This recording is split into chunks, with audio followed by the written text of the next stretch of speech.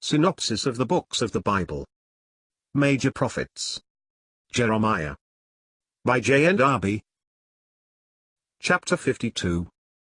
Events relative to the destruction of Jerusalem and the Temple. The last chapter forms no part of the book of Jeremiah, properly so called. We find in it events relative to the destruction of Jerusalem and of the Temple. After the remarks we have made, that which is said in it of Babylon will be easily understood. The place of the first empire in man's hand in God's government, God's patience. I recapitulate here the principles of this book on account of their importance. The empire of Babylon, in consequence of the unfaithfulness of the house of David, was established by God himself and entrusted with the government of the world.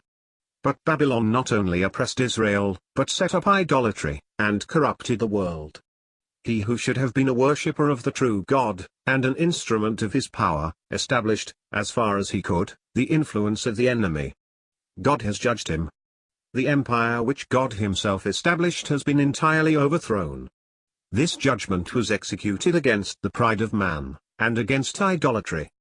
At the same time, it was the deliverance of Israel.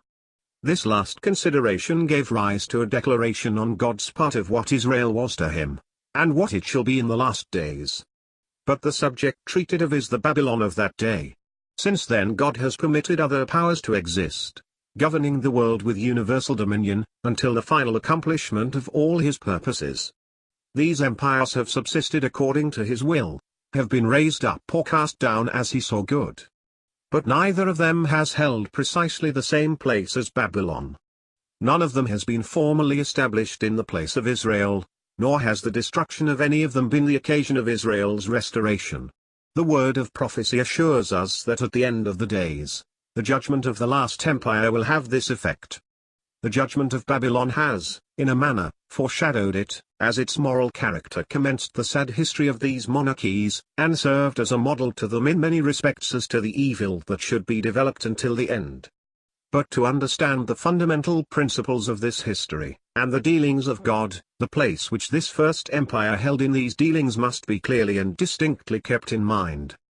Besides the immense fact of the substitution of empire in man's hand, for the immediate exercise of God's government on the earth, the diligent testimony which God sent, and the warnings to king after king, to people and to priests, is very striking in this book, the patience of God's love and interest,